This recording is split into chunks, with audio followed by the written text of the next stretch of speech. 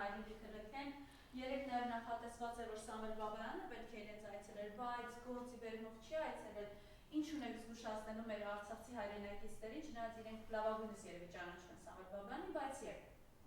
Արցախցիներին առաջի հերթին պետք է ասեմ, պինդ կացեք, մենք ձեր հետ ենք, ես ներողություն եմ խնդրում բոլոր արցախցիներից, որ մենք չկարողացանք կանխել այն, ինչ տեղի ունեցավ։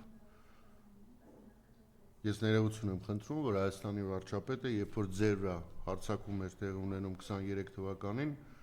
կանգնեց ու ասեց, որ մենք չենք խառնվելու։ Այո, ես ներողություն եմ խնդրում որպես Հայաստանի Հանրապետության քաղաքացի, որպես Արցախը պաշտող մարդ, որ իմ օրոք դա տեղի է ունեցել։ Ես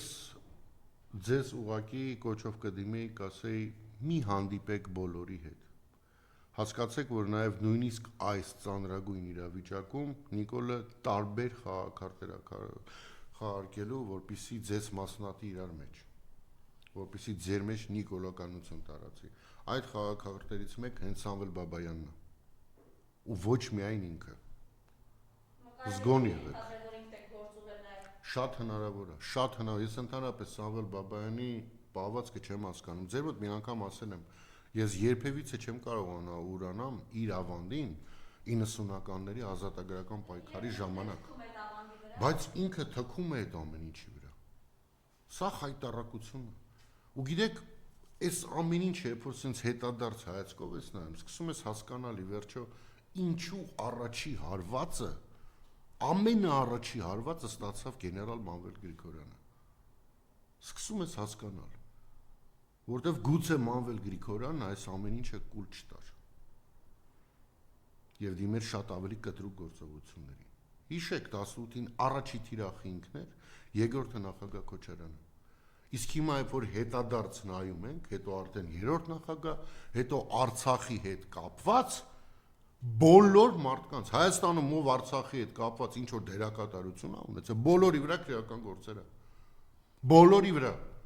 Հայաստանում Արցախին սատարելը դարել է դավաճանություն, ըստ այս իշխանությունների։ Ցանկացած մարդ, ով պատիվ է ունեցել Արցախի համար, ինչ որ բանով օգտակար լինել, այսօր դատվում է։ Սա փաստ է։ Բոլորը, գեներալներ, նախկին նախագահներ, բոլորը, ով Արցախի համար ինչ որ մի լումայի օգուտ է բերել, այսօր դատվում է։ Այս իշխանության համար, Արցախի համար կռիվտված մարդը թշնամի է։ Այս իշխանության համար, Արցախի համար քրտինք թափած մարդը թշնամի է։ Էլուր մնաց այս իշխանության համար, Արցախի համար արուն կորցրած մարդը ինչ է։ Դրա համար իրանց համար եռաբլուրը ոչ թե հպարտանալու տեղ է, որտեղ դու գնում ես ու հպարտանում ես, որ այսքան հայորդի քո ազատության համար կռիվատ է։ Իրանց համար եռաբլուրը մի տեղ որ գնում են ու ասում են ինչքան մեծ լինի, այդքան լավ, որ կռվող այլևս չլինի։ Ու մենք բոլորս պետք է դրա դեմը պայքարենք։ Ամեն մեկը մեր տեղում։ Մի գցեք սրա վրա, նրա վրա, թող էս անը, թող են անը, չէ, ամեն մեկը ձեր տեղում։ Ամեն անգամ ասել եմ, նորից եմ ասում, ձեր հարևանների հետ խոսացեք, բարեկամների, նիկոլական եկնենում խոսացեք հետները։ Հեղափոխեք իրանց, որովհետև փոփոխությունը լինելու է։ Ընդ որում փոփոխություն ասի, հիշեցի, լրատվամիջոցներով տարածվել է, որ նաև ՌԴ նախագահի աշխատակազմում փոփոխություն է տեղի ունեցել եւ այս ռեգիոնով զբաղվող անձը փոփոխվել է։ Հիմա ըստ լրատվամիջոցների Հայաստանով կուրացիան իրականացնելու է Սերգեյ Կիրենկոն, Ռուսաստանի Դաշնության նախկին վարչապետը, որը այսօր զբաղեցնում է ՌԴ նախագահի աշխատակազմի առաջին տեղակալի պաշտոնը։ Սա լրջագույն մարդ է, լրջագույն անցյալ ունեցող մարդ է եւ կասկած չունեմ, որ այդ փոփոխությունով Ռուսաստանը ցույց է տալի, թե ինչքան լուրջ է տրամադրված Հայաստանի եւ տարածաշրջանի նկատմամբ։ Ընդ որում ուզում եմ ճիշտ հասկանանք, ոչ թե տաղայի են բերում Հայաստանի վրա, ոչ, այլ Հայաստանի հետ հարաբերությունները բարձրացնում են ավելի լուրջ մակարդակի, շատ ավելի լուրջ մակարդակի, եւ այո,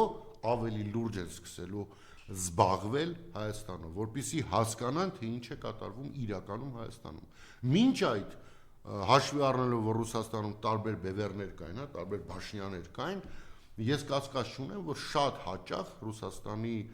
վերին էշելոնները շատ սխալ տեղեկություններ էին ստանում Հայաստանի մասին։ Շատ սխալ, իրարամերժ։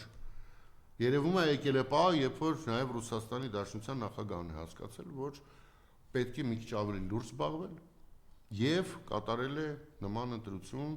ի հանդեպ Սերգեյ Կիրիենկոյի։ Ես ողջունում եմ դա, կարծում եմ, որ նման մարդիկ միայն օգուտ կբերեն եւ հույս ունեմ, որ Հայաստանը մոտ ապագայում առանց Նիկոլի կկարողանա կարգի բերել իր հարաբերությունները թե Ռուսաստանի,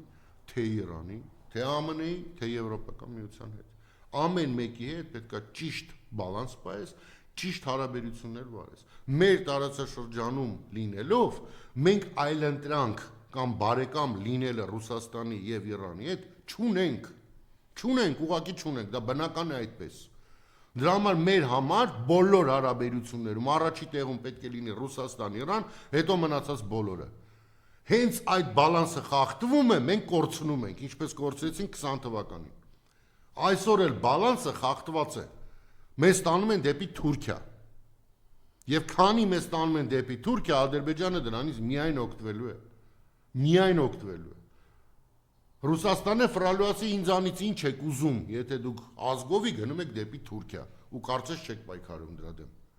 Դրա համար մեր խնդիրն է առաջի հերթին որպես ժողովուրդ ամբողջ աշխարհին ցույց տալ, որ Արցախի կորուստը մենք չենք մարսել եւ չենք մարսելու, դա մեկ, սա շատ կարեւոր է։